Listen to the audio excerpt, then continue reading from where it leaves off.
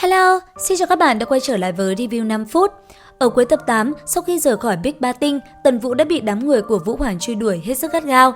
Tới cuối cùng, sau một hồi chạy trốn, tưởng chừng như Tần Vũ đã cắt đuôi được đám người kia, thì ở phía xa, Tuyết Thiên Nhai lại đột nhiên xuất hiện và chặn đầu anh ấy. Tuy vậy, ở phía sau, đám tay chân của Vũ Hoàng cũng đã đuổi tới. Bởi thế, bọn họ cũng lập tức báo tin cho Vũ Hoàng. Và rất nhanh, Vũ Hoàng cũng đã tới nơi. Cuối cùng, sau một hồi võ mồm, Vũ Hoàng cùng Tuyết Thiên Nhai đã chính thức đối đầu với nhau. Từ trong tay bọn họ, công kích cũng lập tức lao thẳng về phía đối phương. Trong khoảnh khắc va chạm, nơi đây cũng vì thế mà rung động kịch liệt. Còn Tần Vũ, nhân cơ hội đó, anh ấy cũng mau chóng trốn vào một tiểu hoàng tinh gần đó. Và ngay khi tới nơi, Tần Vũ cũng gặp được một cậu bé rất đáng yêu. Thế nhưng, trong lúc hai người đang nói chuyện thì ở phía xa, một đòn công kích đã liềm bay tới. Lúc này, trước công kích đang lao tới, Tần Vũ chỉ kịp bảo hộ cho đứa bé kia mà thôi. Trong khoảnh khắc va chạm, toàn bộ nơi đây đều bị thiêu rụi. Cha mẹ của cậu bé kia cùng người dân xung quanh, tất cả đều phải bỏ mạng.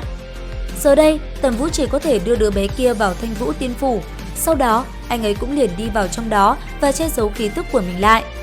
Cũng bởi việc Tần Vũ đột nhiên biến mất, Vũ Hoàng đã rất tức giận. Ngay lập tức, hắn ta liền ra lệnh cho đám tay chân của mình kết trận hủy diệt cả tiểu hoàng tinh kia. Và rất nhanh, dưới mệnh lệnh của Vũ Hoàng, đám người kia rất nhanh đã kết trận. Sau đó, một luồng ánh sáng đủ màu sắc đã liềm phóng xuống tiểu hoàng tinh và ngay lập tức phá tan tinh cầu kia. Lúc này, ở trong Thanh Vũ Tiên Phủ, Tần Vũ cũng cảm nhận được sức nóng ở bên ngoài. Tuy vậy, có Thanh Vũ Tiên Phủ bảo vệ, đám người kia cũng không làm gì được anh ấy. Cuối cùng, khi tinh cầu kia hóa thành khói bụi, lơ lửng giữa không gian chính là Thanh Vũ Tiên Phủ. Bởi vậy, Vũ Hoàng rất nhanh đã đoạt lấy nó. Thế nhưng, hắn ta muốn phá vỡ Thanh Vũ Tiên Phủ đúng là nằm mơ. Cho dù hắn ta cùng Tuyết Thiên Nhai dùng cách nào đi chăng nữa, Thanh Vũ Tiên Phủ cũng không hề bị phá hoại. Tới cuối cùng, vận toàn lực, một chiêu cảnh hoàng kiếm đã liềm phóng xuống, đâm thẳng tới Thanh Vũ Tiên Phủ. Tuy vậy đáng tiếc, sau một hồi nỗ lực, Thanh Vũ Tiên Phủ vẫn chẳng hề hư tổn một chút nào. Còn Tần Vũ, ở bên trong Thanh Vũ Tiên Phủ, anh ấy rất ung dung. Rất nhanh, anh ấy hiểu mình phải đạt tới trình độ ngang với nhất cấp tiên đế và mở ra tầng 3 của Vạn Phú Thổ mới có cơ hội đánh bại đám người kia. Bởi vậy, Tần Vũ rất nhanh đã đi vào trong Khương Lan giới và bắt tay vào quá trình tu luyện. Theo thời gian trôi qua, nơi đây cũng dần có sự biến đổi. Từ nơi Tần Vũ đang ngồi, một hư ảnh chân thân đột nhiên hiện ra. Sau đó, một luồng lốc xoáy trong phút chốc đã bao trùm nơi đây.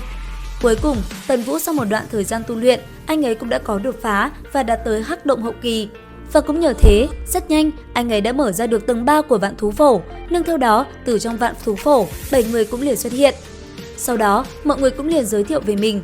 Trong đó, người được chú ý nhất chính là Vô Hư, đại ca của Nga Vô Danh. Tuy nhiên, Tần Vũ cũng thấy tò mò tại sao Vô Hư lại ở trong này. Bởi vậy, rất nhanh những người kia đã liền kể cho anh ấy biết chuyện về hắn ta. Và cũng trong lúc đó, ở bên ngoài, để phá vỡ Thanh Vũ Tiên Phủ, Vũ Hoàng đã mời cả Huyền Đế tới. Sau đó, kiếm trên tay ông ta cùng Huyền Đế cũng đồng thời thi triển, sau đó đánh thẳng về phía Thanh Vũ Tiên Phủ, khiến ở bên trong mọi người có chút chấn động. Vì thế ngay lập tức, Vô Hư đã liền nói với Tần Vũ để anh ấy ra ngoài giáo huấn đám người kia một trận. Đáp lại Vô Hư, Tần Vũ cũng liền đồng ý. Bởi vậy rất nhanh, Vô Hư đã dùng bản thể của mình và liền đi ra bên ngoài. Sau đó, cuộc chiến giữa Ngao Vô Hư cùng Vũ Hoàng và Huyền Đế cũng liền nổ ra. Trong không trung, từng đạo kiếm khí cũng không ngừng đánh tới. Trong một thoáng sơ sẩy, Vô Hư đã để một đạo kiếm khí chém tới người mình. Thế nhưng sau đó, bản thể Ngao Vô Hư lại đột nhiên tách ra thành hai đầu, sau đó liền bao vây Vũ Hoàng cùng Huyền Đế ở bên trong. Tuy nhiên, trong trạng thái bao vây, con huyết long khổng lồ kia bất ngờ chuyển động.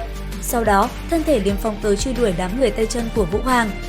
Trong không gian rộng lớn, cái miệng há rộng của con huyết long kia cứ thế há ra đớp lấy đám người chân tay của Vũ Hoàng và thôn vệ bọn chúng.